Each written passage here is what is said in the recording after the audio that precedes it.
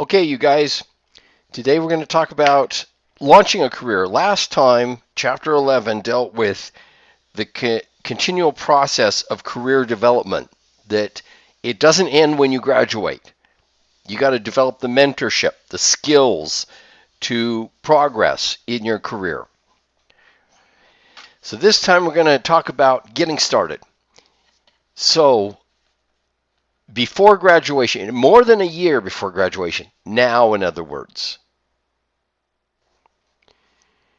experiences, work-related experience, intern, projects. The projects we do in this ECE103 class are important to your resume. Clubs, get involved with the STEAM club, and so forth. Workshops. Now, I've put out some notices about NASA's Community College Aerospace Scholars. Very good program to put on your resume when you do graduate. You're building all that stuff up during the 3, 4 years, 5 years, whatever it takes to graduate. Get involved with PTK and other honor societies. Get into the honors program, things like that. That'll help you land a good job. Here is a timeline. You'll notice it's a Gantt chart, by the way. This is your senior year. I take that. Yeah. This is actually for lawyers. This is actually for lawyers. So this goes into a timeline on what you do when you're winding up law school. You're getting interviews, you're interviewing with firms and things like that. And it's a whole year's worth. So you're doing the mock interviews. Before that third year, you're doing career services and guidance and resume writing workshops and things like that. This would be like your last year of college. You'd be doing this. But all of this stuff you do before your last year of college. You do it now, starting now and continuing through your college experience. Senior year, get into the resume writing workshops, go to the career centers, go to the career counseling, mock interviews, on-campus interviews, job fairs. It's hard work, stick with it.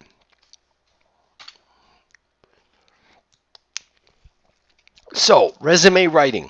This changes with time, by the way. There's different advice depending upon the year you're in. Nowadays, we don't say resume at the top, for example. Usually we have a career objective. So this is old hat. This is already old. This resume example you see on this slide, it's already old. You do want contact information. You can put it in like a footnote. Make sure your contact information is down there, also at the top. But one advantage of putting it in a footnote, it's on every page. Big advantage. Your objective. An entry-level position in mechanical engineering. An entry-level position in aerospace engineering. Tailor your objective for the job posting. If it advertises for an aerospace engineer, answer the ad for write aerospace engineer. Make sure your resume has the keywords that are in the job posting. Your education. Now, first job, education will be more important than work experience. Later on, it'll flip-flop. Work experience will be more important than education. Skills. Awards, honors, citations, activities, relevant courses, activities like the clubs, the honor society, the community college aerospace scholars through NASA, and so forth.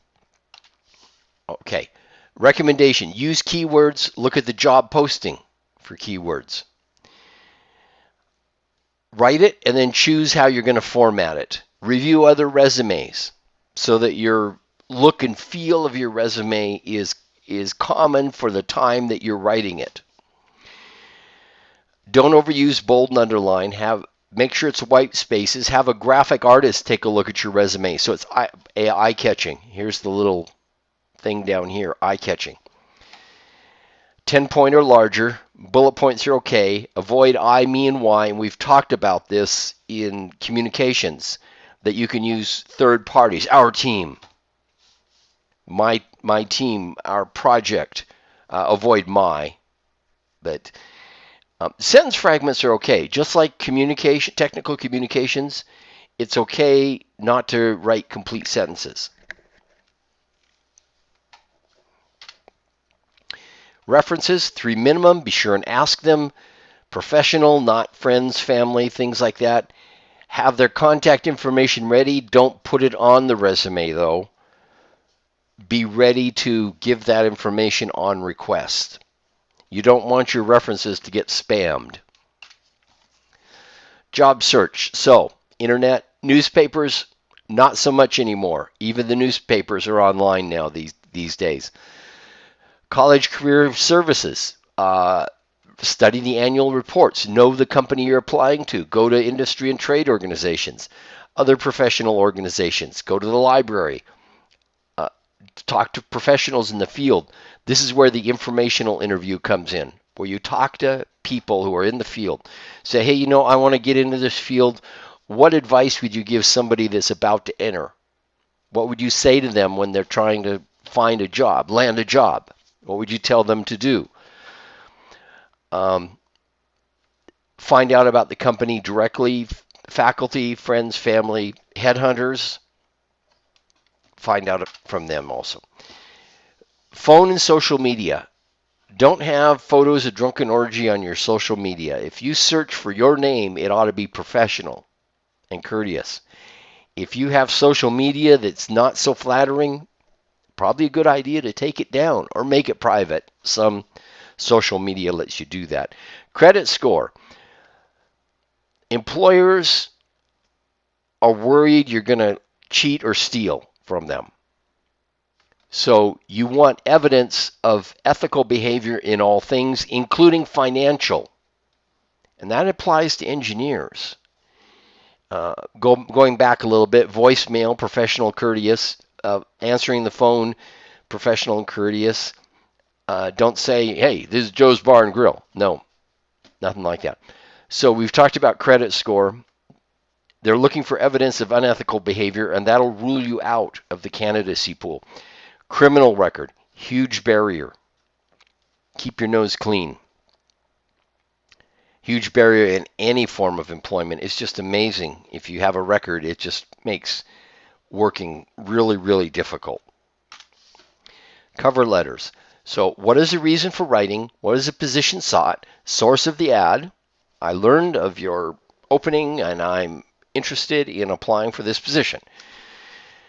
Reason for interest. Tailor it. Your cover letter should be highly tailored. Your resume can be more generic. It broadly lists your skills, your talents, your knowledge. That's what your resume does. Your cover letter, though, really targets at the job that you're going for. So for each job posting, you need to write a new cover letter. In closing, ask for the interview and reaffirm you're interested in the company. Your job is to sell yourself at this point. Your job is to land an interview. That's the purpose of the cover letter. It is not to get a job offer. It is not to negotiate salary or retirement benefits or anything like that. Your job right now is to sell yourself to the company and don't give them any downsides. Interviewing skills.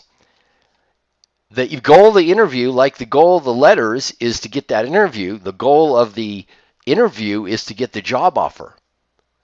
So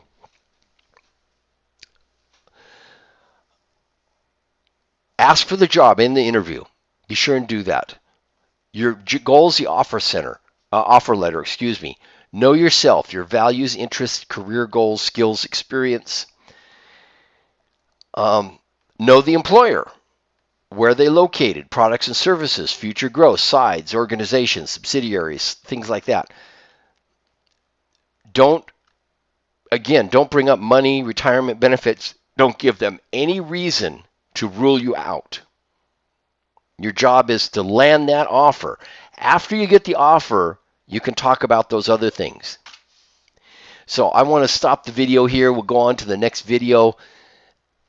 We'll go on to this slide in the next video.